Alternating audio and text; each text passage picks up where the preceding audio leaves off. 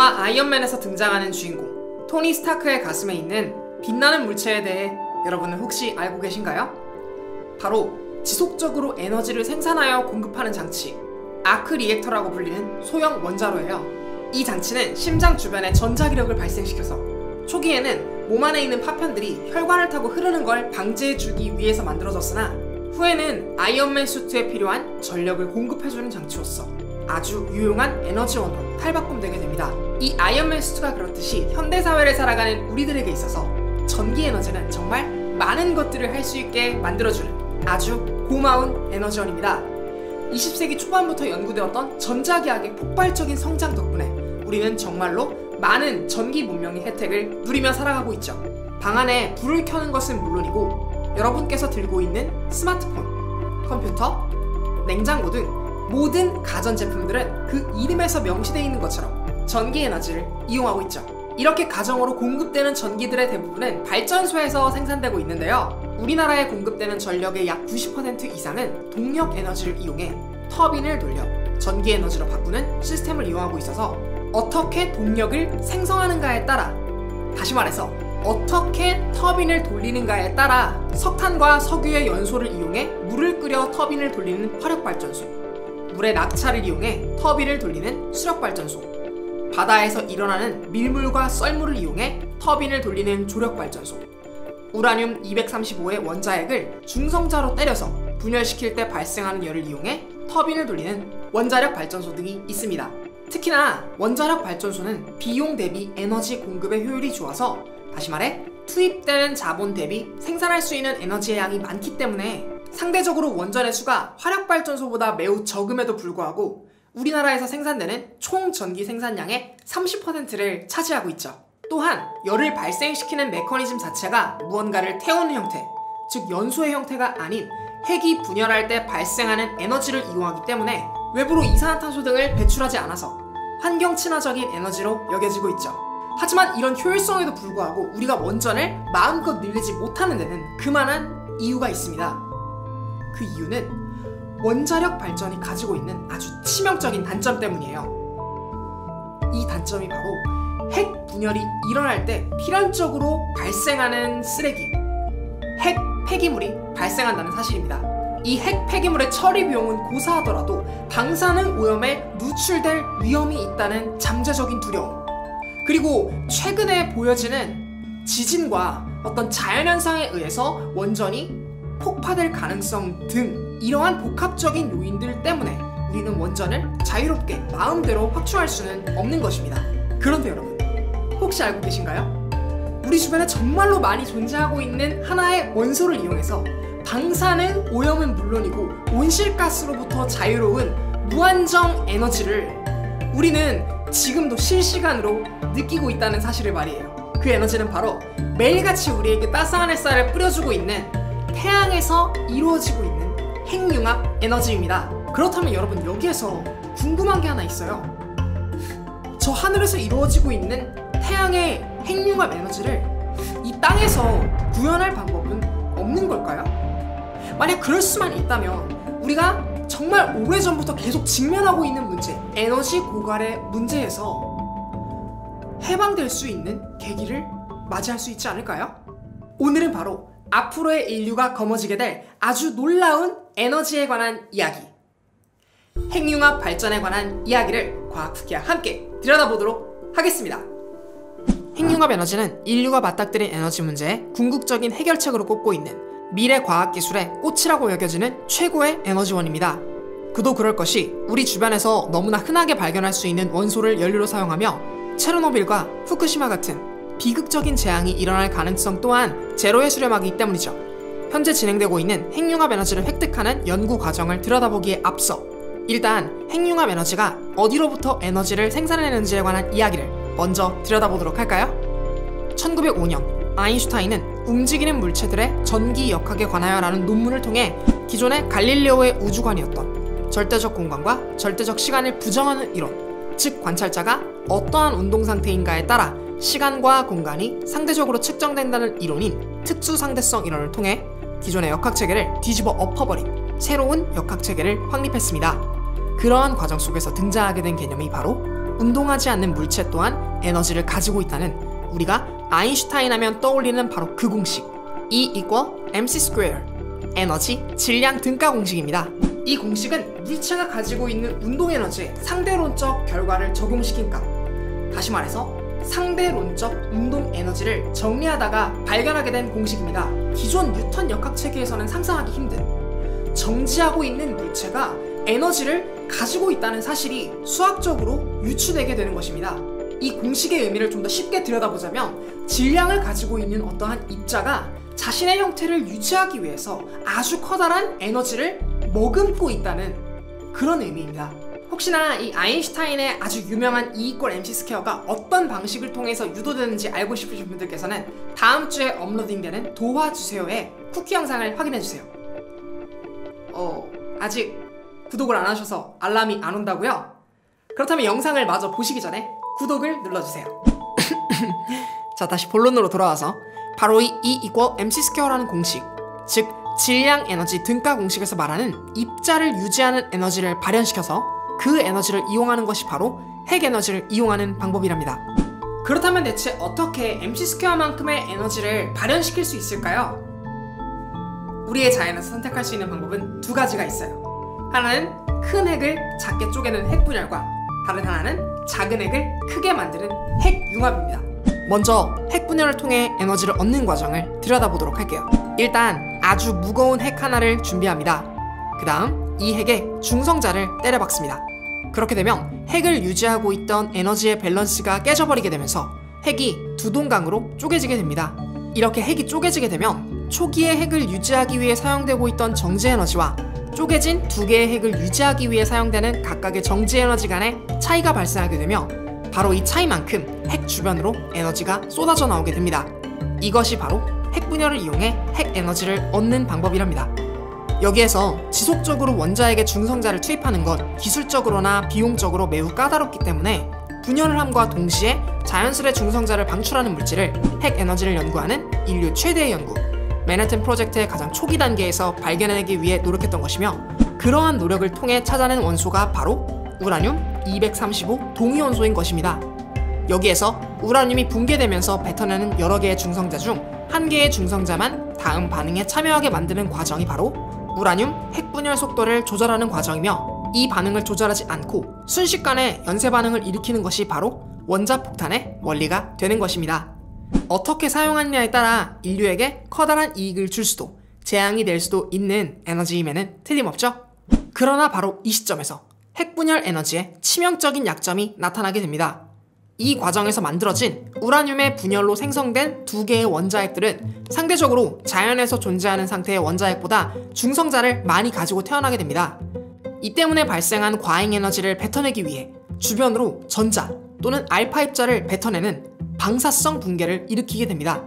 이러한 방사성 붕괴에 의해 만들어진 에너지를 우리는 아이오나이징 레디에이션, 이온화 방사선이라고 부르며, 바로 이 이온화 방사선이 세포 속 DNA에 심각한 손상을 일으키는 주범으로 작용하게 되어 각종 암 등 세포의 돌연변이를 일으키게 되고, 치사 수치보다도 더 높은 방사능에 노출되게 될 경우 심각하면 죽음에 이를 수도 있는 매우 위험한 방사성 폐기물을 생산해내게 되는 것이 바로 핵분열 과정인 것이죠.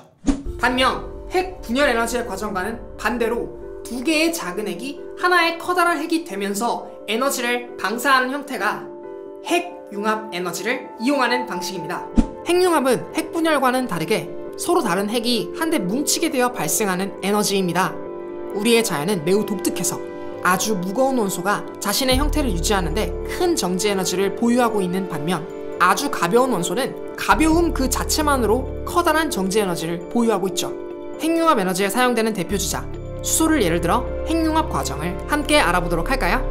수소는 양성자 하나 주위에 확률적으로 한 개의 전자가 분포하는 모습을 띠고 있습니다. 놀라운 것은 이 수소 하나를 유지하는 에너지보다 수소보다 묵직한 핵을 가지고 있는 헬륨을 유지하는 에너지가 더 적게 든다는 사실이에요. 그렇기 때문에 수소와 수소가 결합하게 되면 우라늄이 붕괴했을 때처럼 에너지를 바깥으로 방출시키게 되는 것이죠. 그렇다면 어떻게 수소 두 개를 충돌시켜 헬륨으로 만들 수 있을까요? 해답은 비교적 간단합니다. 수소 핵끼리 서로를 밀어내는 반발력, 즉 전기력의 반발을 뚫고 들어가 10-15제곱미터만큼의 아주 짧은 거리, 1페르미 거리만큼으로 근접하게 만들면 됩니다. 이렇게 근접한 거리의 핵자들, 즉 양성자끼리 마주보게 되면 전기적 반발력보다 훨씬 더 큰 힘이 이 둘을 꽉 붙들어 묶어버립니다. 이 힘이 바로 지구상에 존재하는 가장 강력한 힘, 강한 상호작용력입니다. 강력이라고도 불리는 이 힘에 속박된 양성자들은 자신들의 형태를 유지하기 위해 필요한 정지 에너지의 양이 줄어들게 되며 바로 이 순간 에너지가 방출되는 것이 핵융합 에너지랍니다. 하지만 무턱대고 충돌시킨다고 해서 핵융합이 일어나는 것은 아닙니다. 여기에는 반드시 필요한 세 가지의 조건이 있죠. 첫째는 충분히 묵직하게 충돌시키기 위해서 질량이 큰 수소, 중수소와 삼중수소를 충돌시켜야 한다는 조건과, 두 번째는 수소 주변의 반발력을 최소화하기 위해서 전자를 떼어놓은 상태, 플라즈마 상태를 유지해야 한다는 조건, 마지막으로는 10-15제곱미터, 즉 1페르미까지 접근하면서 생겨나는 수소 사이의 반발력을 가뿐히 이겨낼 만큼의 가속이 충분히 이루어져야 한다는 조건입니다. 이러한 조건이 상시적으로 충족되면서 지금도 우주 공간 속에서 찬란하게 빛나며 핵융합 에너지를 사방으로 방출시키는 천체가 우리가 별이라고 부르는 항성이며, 우리에게 가장 친밀하면서 다이렉트로 에너지를 공급해주는 항성이 바로 태양인 것입니다. 태양 속은 막대한 중력의 영향 덕분에 압력과 온도가 아주 높은 환경이 자연스레 조성되면서 고온 플라즈마 상태의 수소 원자들이 사방으로 튀어다니며 충돌하게 됩니다.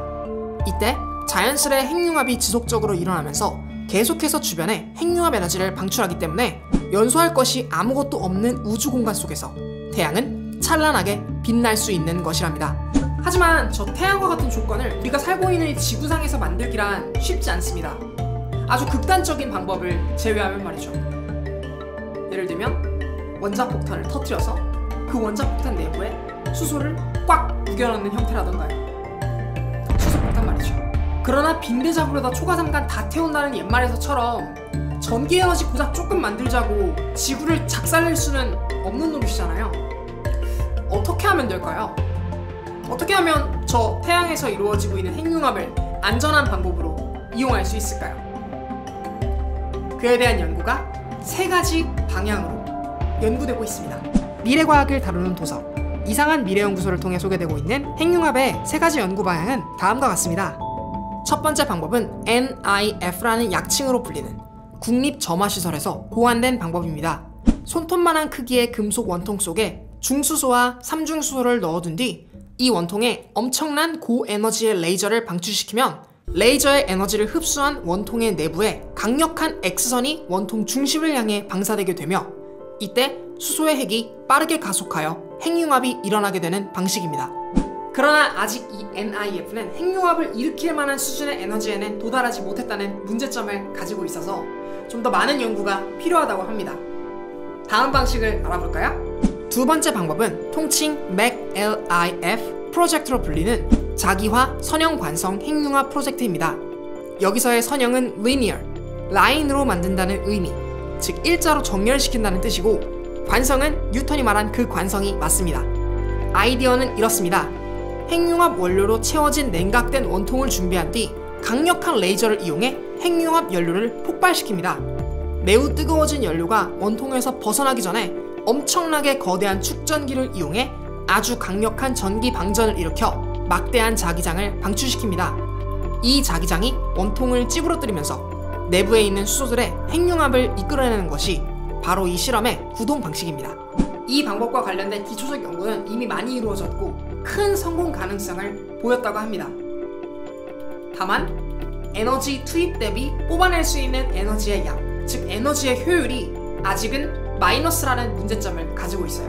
쉽게 말해서 투입되는 에너지가 뽑아낼 수 있는 생산되는 에너지보다 더 많다는 얘기죠. 연구가 순조롭게 진행된다면 다가올 2020년에는 투입되는 에너지보다 산출되는 에너지가 더 많다고 하니 기대해볼 만하죠? 마지막 방법이자 우리가 가장 잘 알고 있는 방법, 그래서 아이언맨의 아크 리액터의 모티브가 된 바로 그 방법인 ITER, 국제 열 핵융합 실험 원자로의 방식을 알아보도록 할까요? ITER은 토카막이라는 장치를 이용하는 핵융합 원자로입니다. 토카막은 자기장 코일을 이용한 도넛형 가둠 장치라는 의미의 러시아어 단어들의 첫 글자를 모아 만든 줄임말로서 뻑뻑한 밀가루 반죽 대신 플라즈마가 가득 차 있는 아주 거대한 도넛을 생각하면 이 구조를 쉽게 이해할 수 있답니다. 이 도넛 안에 핵융합에 필요한 수소 플라즈마를 가득 담아둡니다. 그 다음 도넛의 전기 충격 또는 전자기파 조사, 중성자빔 조사 등으로 도넛의 에너지를 점점 높이면서 플라즈마의 활동성, 즉 온도를 점점 상승시킵니다. 이렇게 되면 도넛 전체에 가해지는 자기장 속박에 의해 항상 수소 원자는 도넛의 중심부에서만 움직이게 되며 충분히 충돌 에너지에 가까워진 수소들이 서로 핵융합되면서 에너지를 방출하는 형태가 이 실험 장치의 구현 형태인 것입니다. ITER 방식은 오늘날 가장 큰 규모를 가지고 있고 가장 막대한 자금이 투입되고 있는 핵융합 발전 방식입니다. 우리나라도 K-스타라고 불리는 원자로를 이용해서 한국형 핵융합 프로젝트를 진행하고 있죠. 역시나 불행하게도 다른 많은 거대한 과학 프로젝트들처럼 연구 결과가 지연되고 있으며 연구에 투입되는 비용 또한 나날이 증가하고 있어서 여러 어려움을 겪고 있다고 합니다. 하지만 그럼에도 불구하고 우리 인류가 핵융합 에너지에 목을 맬 수밖에 없는 이유는 너무나 자명합니다. 만약에 이 에너지가 상용화되게 된다면 우리는 기존의 석탄, 석유로부터 발생하는 이산화탄소 온실가스의 배출량을 확연하게 줄일 수 있으며 석유와 석탄 그리고 천연가스를 통해 생산할 수 있는 공산품들의 전반적인 비용의 절감을 누릴 수 있으며 무엇보다도 핵 에너지를 이용할 때 기존에 발생하던 핵 폐기물인 방사능 오염으로부터 아주 자유로워질 수 있게 될 테니까요. 미래에 다가올 무한한 가능성의 에너지. 상상만 해도 정말 가슴이 두근두근거리지 않나요? 과학쿠키였습니다. 감사합니다. 과학쿠키를 사랑해주시고 시청해주시는 구독자 여러분들과 시청자 여러분들 정말로 감사드리며 이번 영상도 재미있고 유익하셨다면 좋아요와 구독 그리고 알람 설정도 부탁드릴게요. 이번 영상 또한 알람 소리를 듣고 어김없이 제 채널을 찾아와 주시는 구독자 여러분들과 특별히 출판사 시공사의 제작 지원을 통해 제작되었습니다. 이번 영상의 내용은 시공사의 신간 이상한 미래 연구소에 나와있는 핵융합 발전에 관한 이야기를 과학쿠키스럽게 재구성한 영상입니다. 이 책의 저자인 과학 블로거 잭 와이너 스미스와 텍사스 라이스 대학교 생명과학부 교수 켈리 와이너 스미스는 다가올 과학기술의 미래와 그 응용에 관한 이야기를 우리 주변에서 흔히 보고 듣고 느낄 수 있는 사례로부터 출발하여 아주 직관적이고 매력적으로 소개하고 있습니다. 책 중간중간에 등장하는 만화 일러스트 컷을 통해 더욱 친근하게 내용을 들여다볼 수 있도록 구성되어 있기 때문에 미래 과학에 관심이 많으신 구독자분들이라면 술술 읽어나갈 수 있는 재미있는 내용들로 구성되어 있죠. 자, 오늘도 시청해주셔서 너무 감사드리고요. 계속 찾아뵙도록 하겠습니다. 과학을 쿠키처럼.